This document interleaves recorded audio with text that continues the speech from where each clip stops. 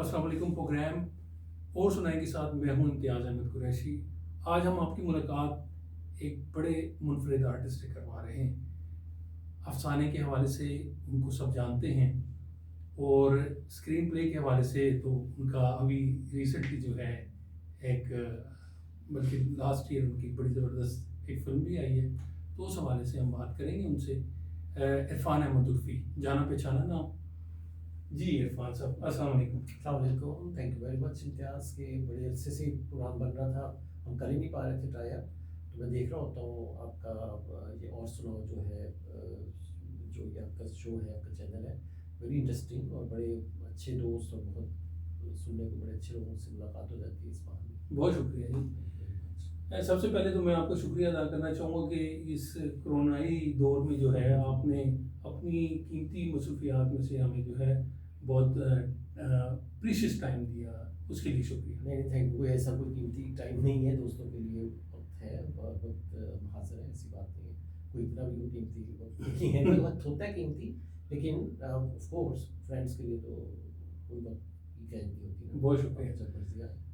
अच्छा उर्फी साहब, आपका जो है इरफान अहमद उर्फी, उर्फी और है, इरफान और है। हाँ तो हमने आज डिस्कवर करना है कि इरफान कौन है और उर्फी कौन है। अच्छा। मेरा सबसे पहले आपसे सवाल ये है कि आप एक मुनफरिद अफसाना निगार, आउटस्टैंडिंग में आते हैं आप, तो मेहरबानी। आप मुझे ये बताएं कि आपके नज़दीक कहानी क्या है, अफसाना क्या है।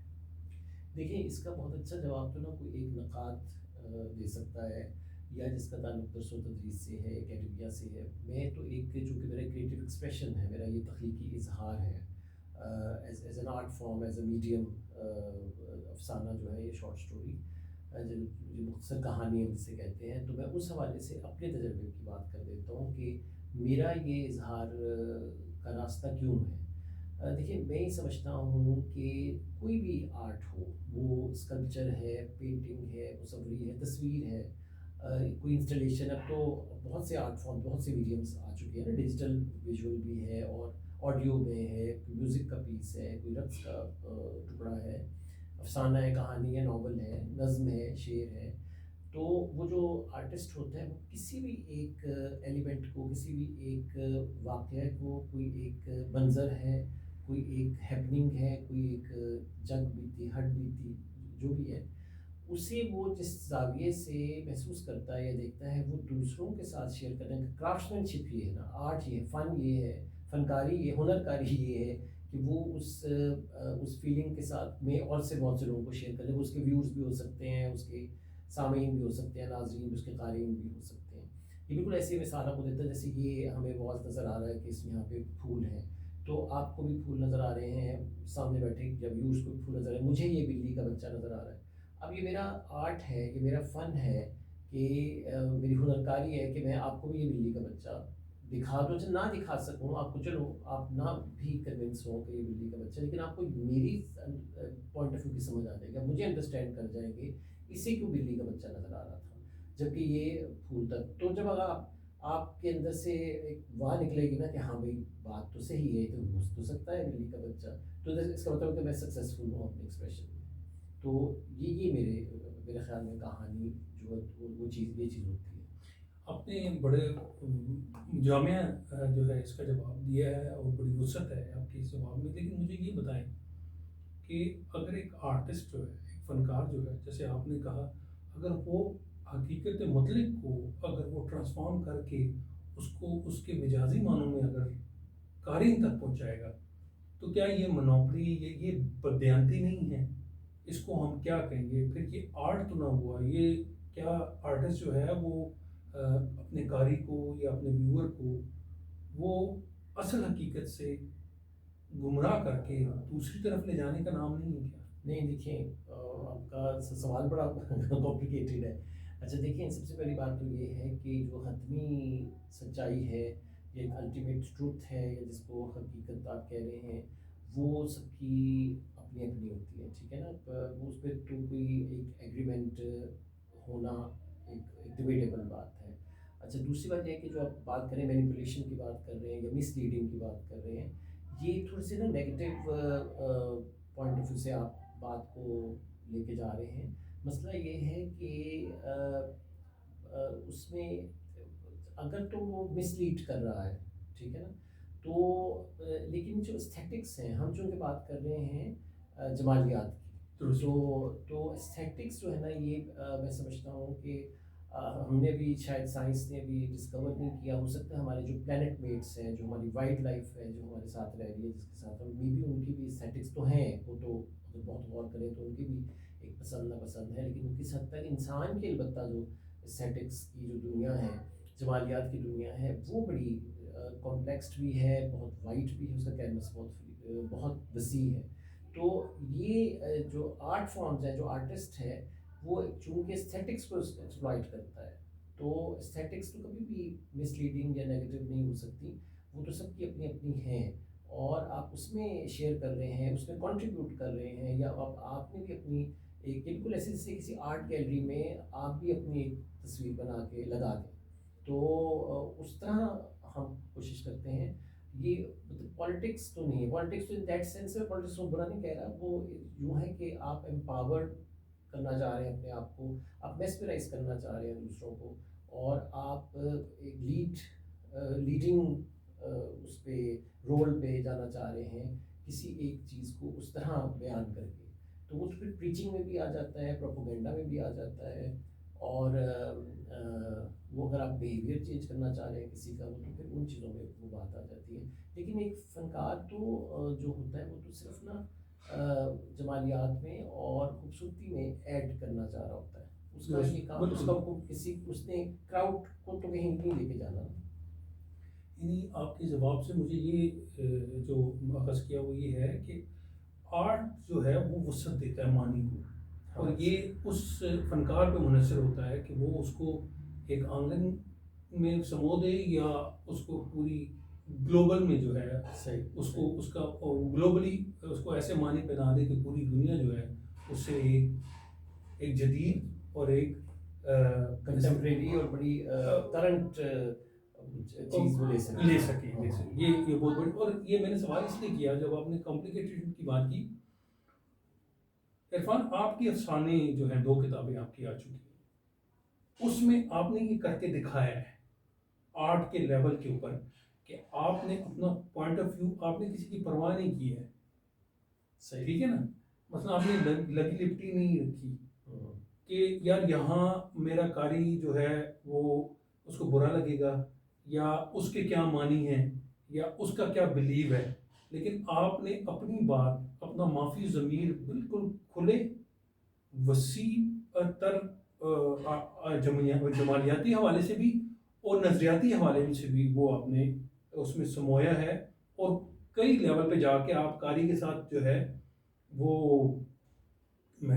جڑتے بھی ہیں، اور کئی کاری کو آپ سے آپ کی انگلی چھڑانی بھی پڑتی ہے آپ سے، اور وہ اس لیول پہ واپس بھی جانا چاہتا ہے، یا تھوڑی دیر کے لیے وہ آپ سے جدا ہو جاتا ہے اور پھر آگے مطلب سگنل کراس کر کے پھر آپ سے چلے گا.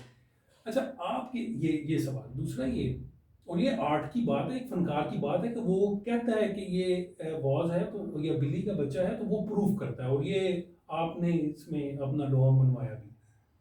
آپ کی افسانے جو 2 کتابیں آئیں کہ افسانے مجموع، ان میں عنوان بڑے دلچسپ ہیں، اور وہ آپ نے یہ ایک نیا رنگ دیا ہے کہ وہ افسانہ نہیں ہے اس کی. یہ کیا ہے اس حوالے سے؟ نہیں، وہ افسانہ نہیں، میں سمجھا نہیں. نام جو آپ رکھتے ہیں، کنٹرول روم آپ نے رکھا، کنٹرول روم کا اندر افسانہ نہیں ہے اس حوالے سے. اچھا، کتاب کا جو عنوان جو ہے صحیح مطلب روٹین میں تو ہوتا یہی ہے کہ ایک افسانے کے بیس سے. اچھا، یہ کریڈٹ تو جاتا ہے میرے پبلشر کو. وہ اپنا امجد سلیم جو ہے سانچ پبلیشن، جنہوں نے میری 2 کتابیں پبلش کی ہیں، یہ ان کا آئیڈیا تھا کہ جیسے میرے افسانے کا نام پیر تھا، تو انہوں نے کہا جی پاؤں رکھ لیتے ہیں. اب یہ جیسے دوسری کتاب ہے وہ آف ایئر ہے افسانے کا نام، تو اس میں کنٹرول روم کا تذکرہ آتا ہے، تو انہوں نے کہا یہ اس کا ٹائٹل کنٹرول روم رکھ لیتے ہیں. یہ میرا خیال تجربہ دلچسپ رہا، انٹرسٹنگ رہا. تو یہ تو مجھے امجد سلیم نے یہ مشورہ دیا تھا. لیکن وہ قاری تو جو ہے وہ افسانہ ڈھونڈتا پھرتا ہے کہ یار وہ اچھا یہ کہنا اچھا کہ جی یہ کنٹرول روم والا جو افسانہ اچھا تو اس وہ میں کہاں یا تو ہے؟ مس ہو گیا ہے اچھا یا رہ گیا ہے. اچھا اچھا لیکن یہ آرٹسٹک حوالے سے وہ ایک ٹرک تو ٹھیک ہے، ہاں لیکن وہ کہتے ہیں یا تو مثلا ایک قاری کے لیے تو یہ ہوگا نا کہ وہ پہلے کنٹرول روم کے پہ جائے گا کہ یار صحیح یہ افسانہ جو ہے اس کو عنوان دیا گیا ہے، تو آئیں پہلے یہ پڑھتے ہیں کہ یہ ہاں کیا ہے. اچھا مطلب اس میں یہ ہوتا ہے وہ آپ کی ہی سوال میں یہ جواب بھی ہے کہ بات میں کہ اس میں یہ ہو جاتا ہے کہ آپ جیسے خود سے کوئی ایک آرٹسٹ خود تو نہیں کہہ سکتا کہ میرا لیڈنگ یا نمائندہ ہے جی درست. یہ میرا میری کہانی، اس میں پھر یہ بلکہ مس گائیڈنس ہو جاتی ہے کہ ریڈر یہ سمجھتا ہے کہ جی وہ سب سے بہترین افسانہ ہوگا اسی لیے اس پہ نام اس رکھا پہ ہے. نام رکھا ہے نا، یا یہی ایک واحد افسانہ ہے جو وجہ شہرت ہے یا یہ لوگوں نے پسند کیا ہوا ہے تو اس کا فیڈ بیک اچھا ہے، تو پھر وہ اس کو تو ہم کیوں یہ فیصلہ خود دیں نا، یہ تو قاری پہ چھوڑنا چاہیے نا کہ وہ دے. اور آپ دیکھیں تو یہ دونوں جو عنوانات ہیں کتابوں کے وہ اس میں مل جاتے ہیں کتاب میں، ہاں جی ہیں وہ تو ہے. تو مل جاتے ہیں نا، تو وہ اشارہ تو ہو جاتا ہے. تو اچھا اس سے پہلے آپ نے جو سوال کیا تھا اس کا میں جواب دوں. آپ نے کہا کہ آپ نے کوئی لگی لٹھی بات نہیں رکھی اور آپ نے رسپیکٹیو آف اپنی آڈینس کو یا اپنے قاری کی جو ہے نا کوڈ آف ایتھکس جو ہے یا اس کی جو بھی واٹ ایور آپ کسی بھی حوالے سے اس کو جج کر لیں، تو اس میں وہ آپ نے بڑی کھل کے بات کی ہے اور آپ کسی سے ڈرے نہیں آپ کہنا چاہ رہے ہیں. دیکھیں میں یہ سمجھتا ہوں کہ کسی بھی آرٹسٹ کے لیے کسی بھی فنکار کے لیے جو بیسیکلی اس نے کرنا کیا ہوتا ہے، اس نے ایکسپلور کرنا ہوتا ہے زندگی کو اور یہ جتنے بھی سوال ہیں ان کو اٹھانا ہوتا ہے. جواب تو ہمیں نہیں ملتا تو ان سوالات کی طرف اشارہ کرنا ہوتا ہے، اس تجسس کو، اس کیوروسٹی کو، اس مسٹری جو ہوتی ہے وہ پرابلم تو نہیں ہوتا جو سالو ہو جائے نا، مسٹری ہوتی ہے جس کے ساتھ آپ نے you have to learn to live with it, آپ نے اس کے ساتھ رہنا ہے.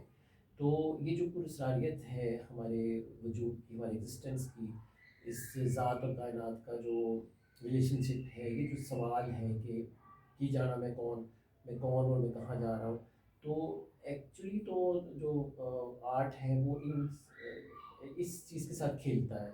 تو اس میں سب سے بڑا جو سبجیکٹ ہے وہ خود بھی تو ہوتا ہے. جیسے میڈیکل کالج میں جب وہ لیبس میں تجربے کیے جاتے ہیں یا اسٹوڈنٹس کو سکھایا سمجھایا جاتا ہے، تو وہاں پہ وہ تھوڑا سا ان ہیومن بھی ہے کہ وہ انسانوں کو ہی سبجیکٹ بناتے ہیں.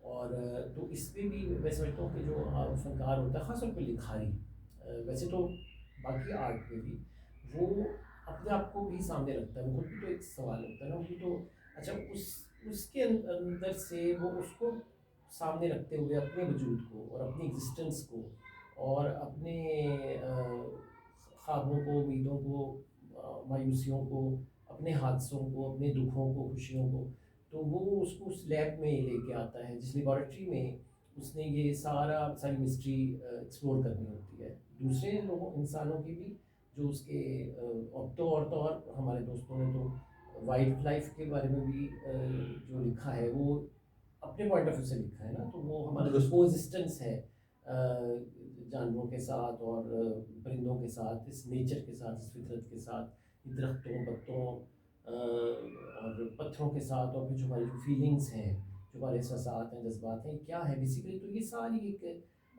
اس کا سوال ہے. تو ہم اس لیبارٹری میں ہم خود بھی ہیں، تو اس لیے اس میں آپ کی لفظ اچھا یوز کیا، دیانتداری کے ساتھ آپ نے کام کرنا ہوتا ہے اور تبھی تو لوگ ریلیٹ کر سکتے ہیں نا. اور میں سمجھتا ہوں کہ یہ اب تک بھی ہم نے بھی جن کا کام دیکھیں، جو لکھا ہوا لفظ ہوتا ہے اس کا قاری کہیں نہ کہیں کبھی نہ کبھی کوئی ہے بیٹھا ہو، بھلے 100 سال بعد اگر زندہ رہتی ہے آپ کی چیز، یا 10 سال بعد 5 منٹ کے بعد بھی وہ اس تک پہنچ سکتی ہے، اور وہ کتنے میل دور ہو. اب تو خیر گلوبل ہو چکی ہے، اتنی انٹر کنیکٹیوٹی ہے زندگی میں، اور خاص طور پہ اس وائرس نے تو ثابت کر دیا ہے کہ ہم کتنے انٹر کنیکٹیڈ ہیں.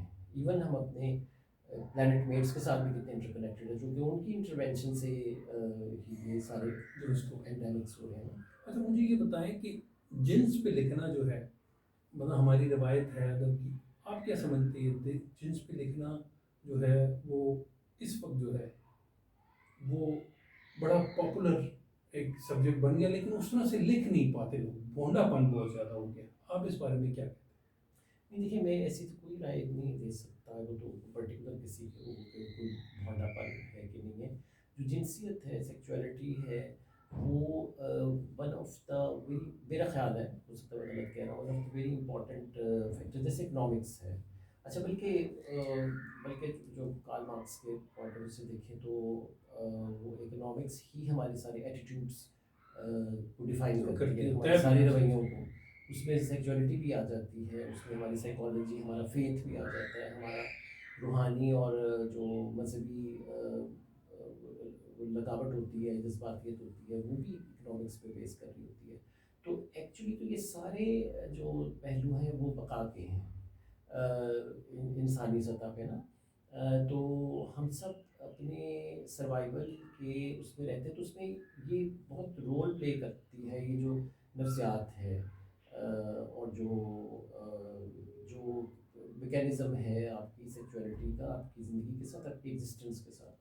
तो उस पॉइंट ऑफ व्यू से आप जो लिखते हैं या जो एक्सप्लोर करते हैं, वो एक बड़ा देखें, दूसरी बात मैं अक्सर कहा करता हूँ कि हम जब भी अदब की बात करते हैं, संजीदा अदब की बात करते हैं, तो वो हम बलूगत की बात भी करते हैं। अच्छा, एडल्टहुड से मुराद जो है ना, वो ये नहीं है कि एक सर्टन क्रोनोलॉजिकल एज है तो उसके बाद आप एडल्ट हो गए। वो एडल्टहुड को क्वालिफाई करने के ज़ाहिर है कोई पैरामीटर्स तो नहीं है डिफाइन किए जा सकते, मगर ज़रूरी है कि कल्चरली, तहजीबी और तमद्दन के नुक्ता निगाह से हम एक समाज में एक बलूगत लेके आए और हम इन मौज़ूआत पे बात करें, इन पे हम एक्सचेंज करें अपने व्यूज़ को, और हम शेयर करें इन तजर्बों को। ये बहुत ज़रूरी है एक मिन हैज़ुल कौम हमें, और फिर ख़ास तौर पे उर्दू ज़ुबान की जब हम बात करेंगे तो वो तो उसमें तो हम कंट्रीब्यूट करेंगे ना। उर्दू तो बियॉन्ड जोग्राफ़ी है ना, वो तो हम जोग्राफियाई हदों से बाहर की बात करते हैं। तो हम जो उर्दू में लिखने वाले हैं, हम बेसिकली उर्दू अदब में कंट्रीब्यूट करने की कोशिश करते हैं। हम कर पाते हैं कि नहीं कर पाते, तो फिर जितने भी मौज़ूआत हैं, तो कोई भी मौजू जो है ना वो कंट्रोवर्शियल नहीं होता, कोई मौजू टैबू नहीं होता। ये वो अपने एथिक्स जो है, वो जो पीस ऑफ आर्ट है, जो फन पारा है, वो अपने खुद डिफाइन करता है। अच्छा, मुझे ये बताएं कि देखिए, अदब में ख़वातीन जो है वो अ, जिसको नस्वानी अदब भी कहते हैं, वो औरत के फेवर में लिखती जा रही है, उनके मसाइल के ऊपर लिखती है। आपने भी एक दो अफसाने जो है वो लिखे हैं, वो राइट्स के हवाले से लिखे हैं, चाहे वो मर्द के हों या औरत के। इसी तरह मर्द अपने लिए भी कर रहे हैं। मेरा सवाल आपसे ये है कि ये जो हम कंट्रीब्यूशन की बात आप कर रहे हैं, हम कंट्रीब्यूशन कर रहे हैं अपने अपने लेवल पे, अदब कितना असरअंदाज होता है हमारे माशरे के ऊपर? क्या इसकी कोई है वैल्यू उस लेवल पे? नहीं, वो बहुत, देखिए बहुत अच्छी बात है। तारीख़ में तो बहुत प्रूफ हुआ है अदब का जो कंट्रीब्यूशन है, शायरी का और ख़ास तौर पे अफ़साने का। आप रशिया में देख लें या फ्रांस में देख लें, बहुत से इनकलाबात जो आए, पॉलिटिकल जो मूवमेंट्स चली, वो अदब से उठी, और अदब ने एक अवेयरनेस फैलाई और अदब ने आउटरीच किया। अच्छा, दूसरी बात है कि मैं समझता हूँ अदब का कॉन्ट्रीब्यूशन ये है कि वो डॉक्यूमेंटेशन होती चली जाती है ना अपने दौर का। अब देखिए, जो जिस एरा में हमें ये स्पैन ऑफ लाइफ मिला है, पैदाइश से लेके मौत तक का, तो उसको मैं कैसे विटनेस कर रहा हूँ, उसे मैं किस तरह इस कंटेम्प्रेरी सूरत हाल में, इस हमअसर सिचुएशन के साथ मैं उसको डॉक्यूमेंट करने की कोशिश करता हूँ ना। तो ये डॉक्यूमेंटेशन जो है ना, बहुत तौर मेरा ख़्याल है कि वो नहीं, मेरा ख़्याल ये तो प्रूफ भी होगा ना, जैसे वो आने वाले वक्त में वो कहीं ना कहीं ज़रूर वो कारगर साबित होती है तहजीबी रवैयों को अपनाने में या बेहतर तो करने में। कितना एक एरा चाहिए होता है इसको, कोई एक अदब या कोई तहरीक जो है वो डॉक्यूमेंट होती चली जाती है और कंट्रीब्यूशन होती चली जाती है, और कितना एक टाइम लगता है कि वो अपना असर दिखाती है, या उसका कोई है कोई आइडिया आपका, आपके ख्याल में कोई नहीं सदियाँ चाहिए या नहीं सदियों से भी? नहीं नहीं नहीं, देखिए मैंने आपसे कहा ना कि वो तो जो चीज़ कोई प्रैक्टिकली हिट कर जाए उसका तो कोई पैरामीटर नहीं है ना। वो तो 5 منٹ میں بھی کر کر سکتی سکتی ہے، ہے۔ انسٹنٹ بھی کر سکتی ہے اور بہت عرصے بعد بھی کر سکتی ہے، لیکن آپ کا کام ہے کہ آپ چراغ اپنے حصے کا چراغ چلاتے جائیں، تو وہ روشنی کہاں تک ہوتی ہے وہ بھی پاتی ہے، وہ چراغ کب تک جلتا ہے، آپ اپنی کنٹریبیوشن آپ کرتے کو یہی کر سکتا ہے نا انسان. دیکھیں وہ سر ہمارے 70 پیارے سال کی زندگی ہے ہماری، 70 سال کی ہم اس پہ بات کرتے ہیں. 70 سالوں میں عورت کے حوالے سے، ان پر مظالم کے حوالے سے بہت کچھ ادب تخلیق ہوا. آپ کیا سمجھتے ہیں آج کی عورت کو وہ رائٹس مل گئے؟ کیا اس پہ کوئی پیش رفت ہوئی ہے یا کوئی امید ہے؟ دیکھیں اس میں کوئی شک نہیں ہے کہ یہ جتنی بھی ہیومن رائٹس کی، ویمن رائٹس کی جتنی بھی کیمپینس پولیٹیکلی چلی ہیں دنیا میں، ہمارے اپنے زندگی میں بھی ہم نے وٹنس کی ہیں اور ہم سے پہلے بھی جو ہوئی ہیں، ان کے اثرات. اور اب اس وقت جو کمیونیکیشن اور انفارمیشن کا جو دور چل رہا ہے، جو اویئرنیس ہے، وہ کمپیریٹیولی اس میں ایک ارتقا تو ہمیں نظر آتا ہے. اب جو ہے نا آپ دیکھیں کہ ہمارے جیسی تہذیب میں بھی، ہمارے جیسے سماج، جیسے سے مراد میں کو لک ڈاؤن نہیں کر رہا، مطلب جہاں پہ بہت زیادہ معاشرتی معاشی گھٹن ہے اس کے اور ناہمواری ہے، ٹھیک کہہ رہے ہیں آپ، تو اس کے باوجود یہاں پہ بہت اویئرنیس ہو چکی ہوئی ہے. اچھا دوسری بات یہ ہے کہ یہ جو آپ نے تو نسائی ادب کی بات کی، میں سمجھتا ہوں کہ ادب کی کوئی صنف اس طرح جنس نہیں ہوتی کہ یہ عورتوں کا ادب ہے، یہ مردوں ادب ہوتا ہے نا، تو ادب ہے یہ جو بھی فن پارا ہے. اچھا تیسری بات یہ ہے کہ یہ جو عورت کی اصل میں یہ جو عورت کی جو مظلومیت یا اس کے ساتھ جو اس کو وکٹمائز کیا جاتا ہے، وہ مجھے لگتا ہے یہ کمزور اور طاقتور کی جنگ ہے. جو ہوتا یہ ہے کہ جو مضبوط طاقتور عورت ہے اس پر تو کوئی نہیں کر سکتا، جبر نہیں کر سکتا، ہوتا ہے پھر بھی ہوتا ہے.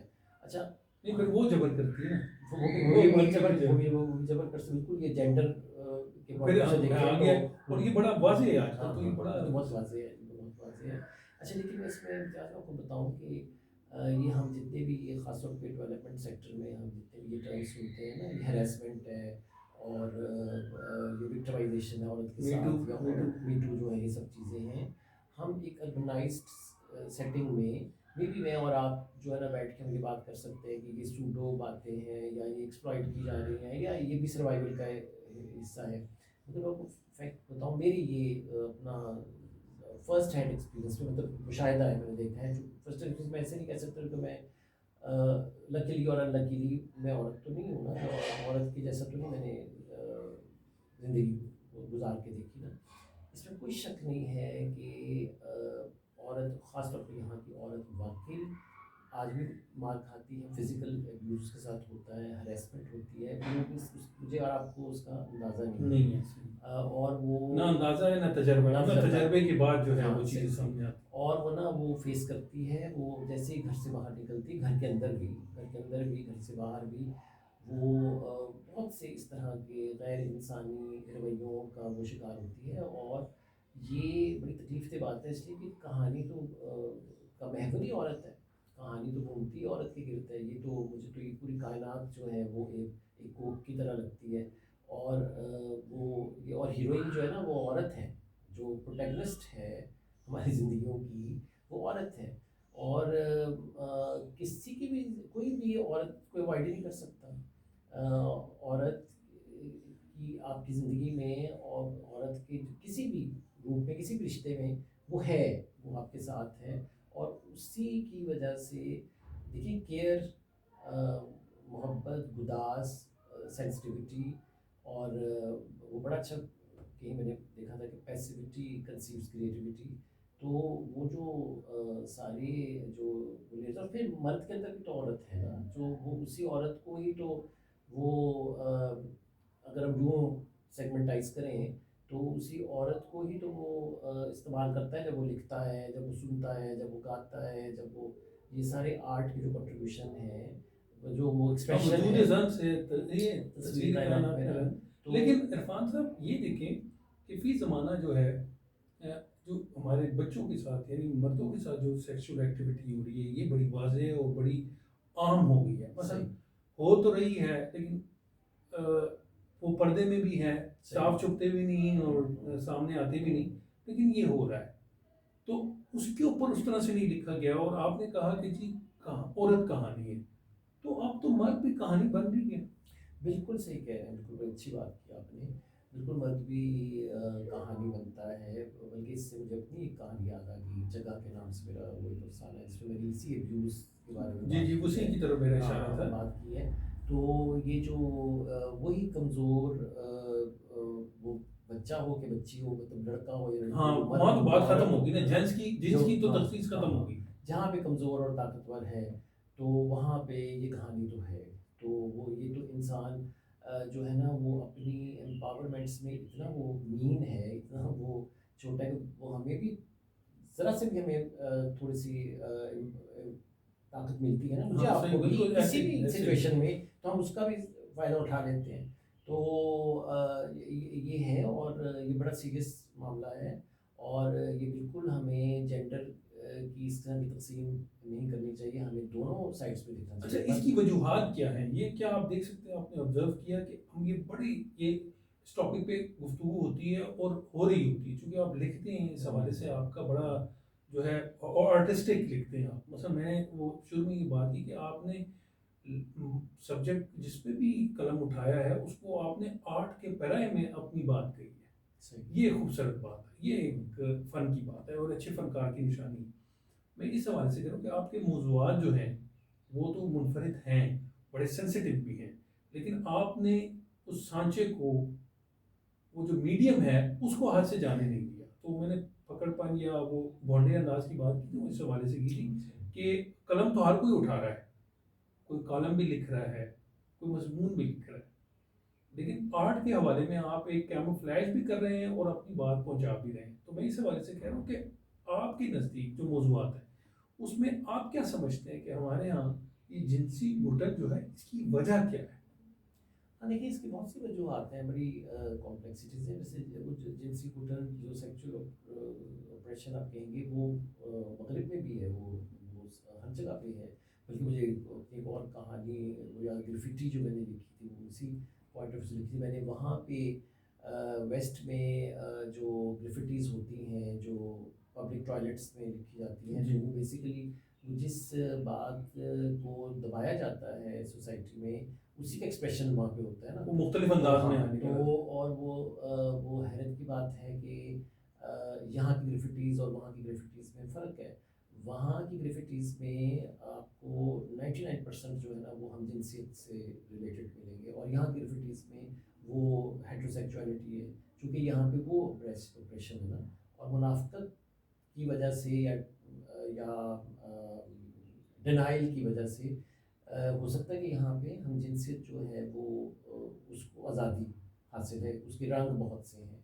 تو یہ بالکل آپ نے صحیح کہا کہ یہ جو ہے سوری ہم بات کیا کر رہے تھے ایک دم سے کہ میں یہ کہہ رہا تھا کہ یہ جو جنسی حوالے سے گھٹن جو ہے، ہاں وہ ٹھیک ٹھیک ٹھیک اس کی کیا وجہ ہے ہمارے ہاں.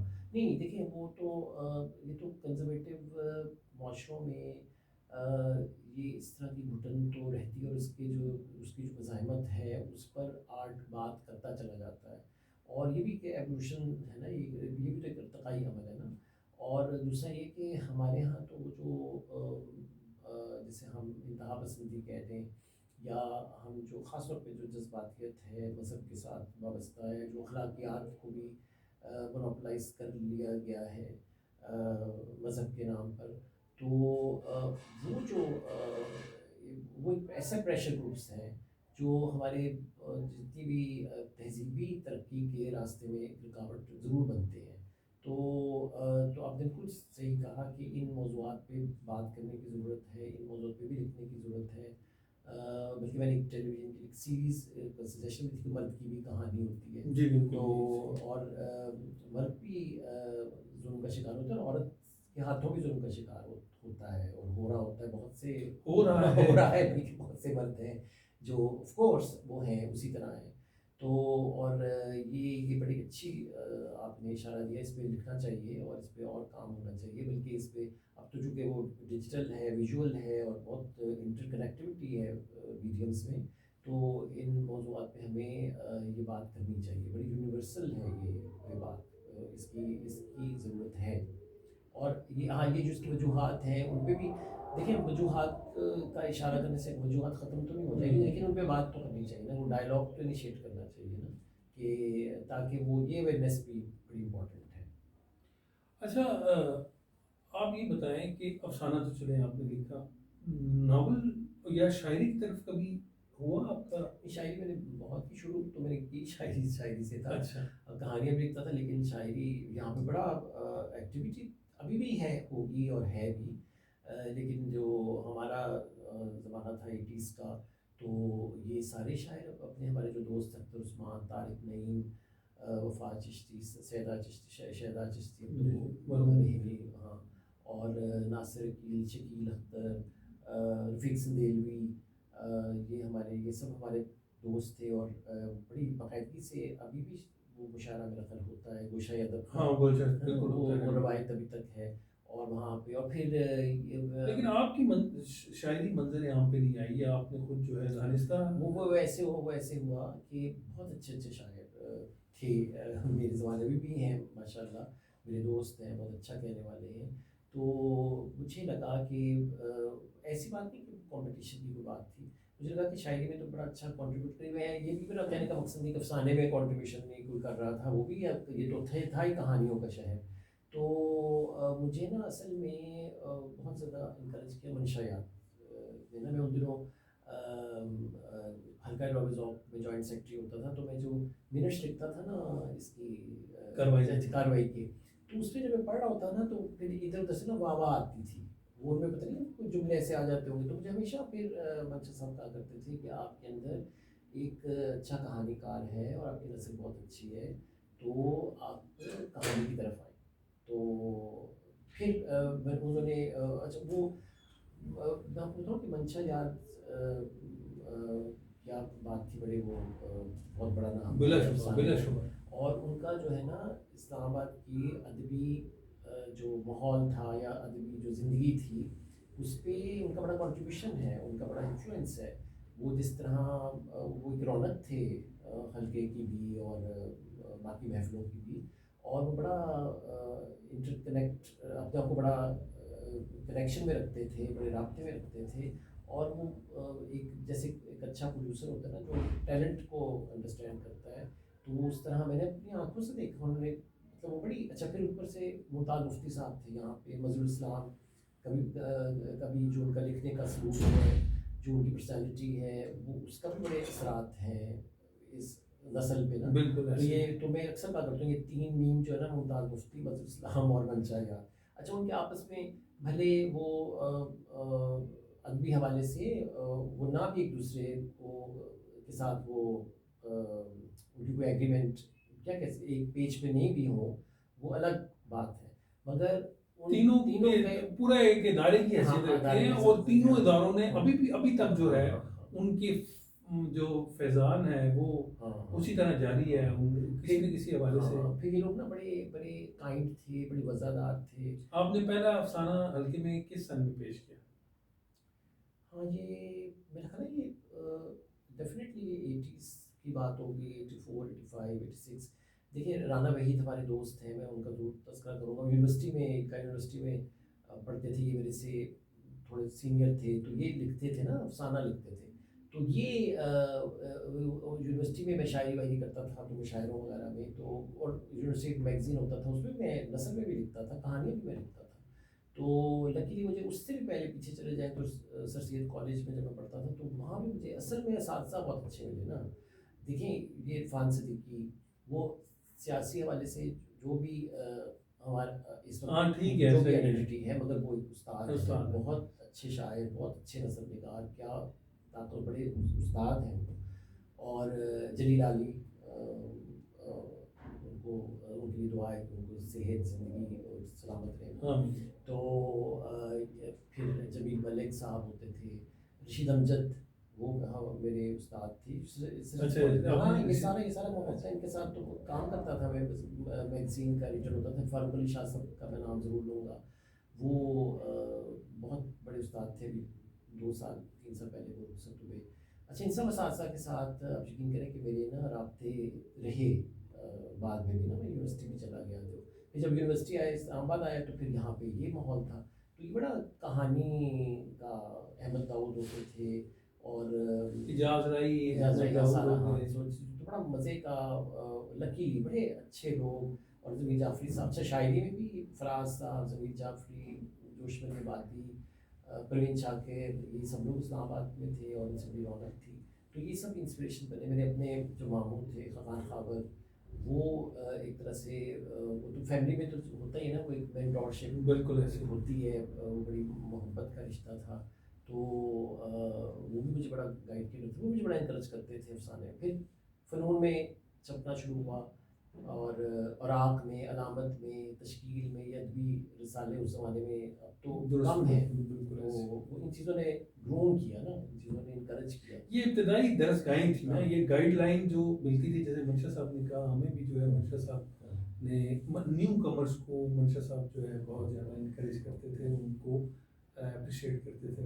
اور مجھے یہاں مینشن کر رہے تھے کہ جنگ اور نوائے وقت کے جو ادبی صفحات تھے, اختر ایمان ہوتے تھے نوائے وقت کے, اور مذہب اسلام جنگ کا وہ رچ پیپر تھے اس زمانے کے, بہت رچ پیپر. اس میں ہم چھپتے تھے اور اس میں بڑا وہ چھپتے تھے تو بڑا ایک وہ ایک ڈریم ہوتا تھا کہ کوئی چیز چھپ میں جائے. آپ کو بتاؤں کہ مجھے یاد ہے کہ پنڈی میں ایک براڈ وے بیکری ہے, مجھے اس کا نام ہے, جہاں پہ شیخ صاحب ہوتے تھے. شیخ صاحب کی بڑے پڑھے لکھے اور کیا پرسنالٹی تھی.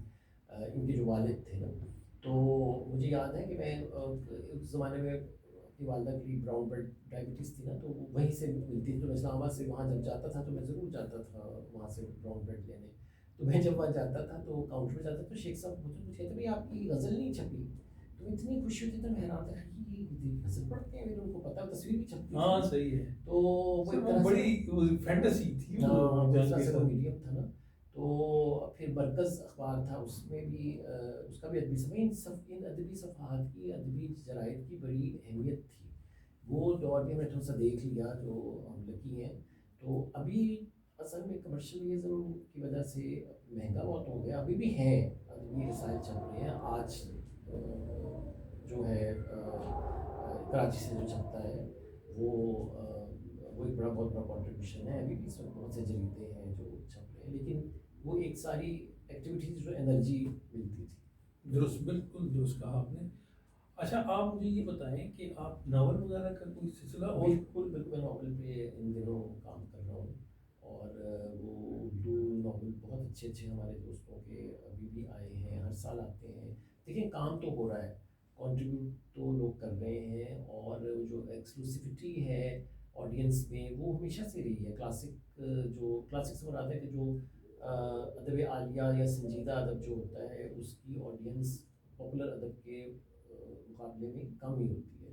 تو وہ آج بھی ہے, اور نئی نسل میں ہے یہ رجحان. میں حیران ہو گیا تھا لاہور لٹریچر فیسٹیول میں گیا ہوں, تو وہ اس کے بارے میں یہ امپریشن ہے نا کہ وہ ایک تو ہے کہ انگریزی ادب سے زیادہ ریلیٹڈ ہے, اور دوسرا یہ بھی لوگ سمجھتے ہیں کہ وہ سوڈو ہے, بڑی کوئی ایلیٹ کلاس کی چیز ہے. تو ٹھیک ہے, ہم سب اس بات کو مانتے ہیں کہ وہ 5 اسٹار ہوٹل میں وہ ہو رہا تھا جو بھی ہے, مگر ایک بڑی کلچرل ایکٹیویٹی میں وہاں پہ لان میں کھڑا تھا. تو ایک گروپ آف ینگ اسٹوڈنٹس کا آیا, لڑکیوں کا, وہ سب دیکھنے میں انگریزی ادب کی, انگریزی پڑھنے والے بچے بچیاں تھے. تو ان کے ہاتھ میں میری کتاب تھی, وہ انہوں نے وہاں سے کسی اسٹال سے اٹھائی تھی, اور پھر وہ مجھ سے سائن لینے آئے تھے. تو میں وہاں پہ وہ کوئی کافی شافی لینے کے لیے وہاں کھڑا تھا. تو میں بڑا حیران ہوا, اور پھر میں نے ان سے یہ دریافت کی کہ آپ نے یہ کیسے پہچانا کہ میں یہ کھڑا ہوں. تصویر تو چلو دیکھ کے یوں تھوڑی ہوتا ہے کہ اچھا آئے ہوں گے, پرانی تصویر ہوتی ہے, مگر وہ سم ہو وہ ان کو ان سب چیزوں کا پتہ تھا, ان کو شوق تھا, انہوں نے بہت سے میرے دوستوں کو پڑھا ہوا تھا, اور وہ شوق رکھتے ہیں. اس کا مطلب ہے کہ ابھی میں یونیورسٹیز میں یونیورسٹی پڑھاتا ہوں وزٹنگ فیکلٹی میں, تو میں دیکھتا ہوں کہ وہ پوٹینشیل ہے, آج بھی ہے یہ ہماری نسل میں, اور یہ رہے گا. تو یہ اس میں ہمیں نا امید ہونے کی ضرورت نہیں ہے. درست ہو گیا. اچھا اب ناول آپ کا جو ہے وہ کیا اب وہ ابھی انڈر کنسٹرکشن ہے، ابھی وہ لکھ رہا ہوں، اس میں بھی کام. اچھا دیکھیں ناول، اور پھر خاص طور پہ آج کے دور میں اگر آپ نے، پہلے بھی ایسے ہی تھا، بڑی بہت سنجیدہ، بہت بڑی ذمہ داری ہوتی ہے ناول، پورے اپنے عہد کو آپ نے ڈاکومنٹ کرنا ہوتا ہے، یا اس ایک سرٹن موضوع پہ جو آپ کا عہد ہے اس جو آپ کی کینوس کرنا ہوتا ہے، تو اس میں ایک ریسرچ بھی انوالوڈ ہوتی ہے، اس میں ٹریولنگ بھی انوالوڈ ہوتی ہے، اور اس کی ایک کاسٹ بھی ہے، اس کی اکنامکس بھی ہے اب دور میں. تو تو افسانہ جو ہوتا ہے، میں یہ نہیں کہہ رہا کہ افسانہ